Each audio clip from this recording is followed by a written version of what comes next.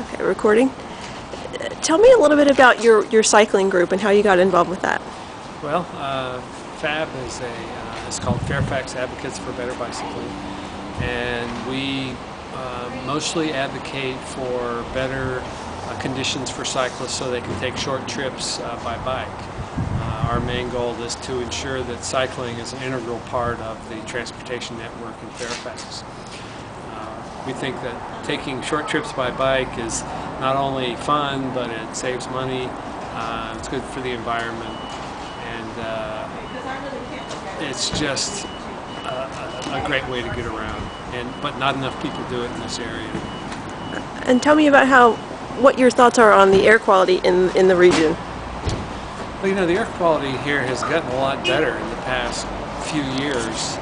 I think the emissions systems in cars are getting better, but there's so many people driving, and in the summertime the air quality is terrible. So one of the good things about cycling is that we don't generate any air pollution.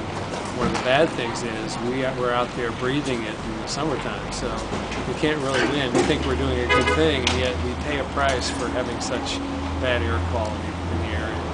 Okay. How many people are involved in your group?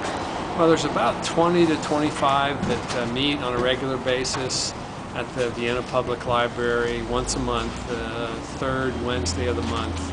And then we've got about 1,500 people on our mailing list that receive our newsletter and occasional advocacy alerts to let folks know if there's a public hearing or some event that they either could or should attend. Okay. Tell me about any challenges that you guys are facing.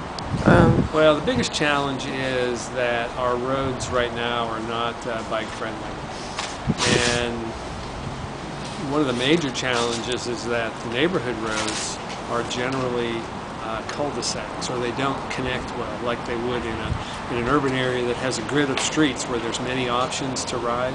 In our area, the neighborhood streets feed into the busier streets, the arterials like Route 50, Route 7, Route 123. So we're forced onto those roads, and those roads often have terrible bike facilities, if they have any at all. So that's the big challenge, is to make those arterials bike-friendly enough that we can connect the other bike-friendly streets and trails that we have in the area. Probably the biggest factor that's going to help make this area more bike-friendly is the Bicycle Master Plan that was recently completed this last summer, and will go before the Board of Supervisors and Planning Commission sometime this spring. That's going to lay the groundwork for showing the county how to make the county more bike-friendly. And it's not only facilities on the road, it's also encouraging kids to ride and walk to school. Most kids now are driven to school, which leads to more air pollution. It's been said that a large portion of our morning rush hour is parents driving kids to school. And those kids have a seat on the bus, or they could walk. And we're paying for that. Now, the driving them to school is extra, and it costs all kinds of Oh yeah, I just saw it on my email. And the plan will also provide some suggestions for encouraging people that, in general, that think they have to get in their car to go somewhere, to think about using a bike, and if they do, to be able to do so safely. Okay.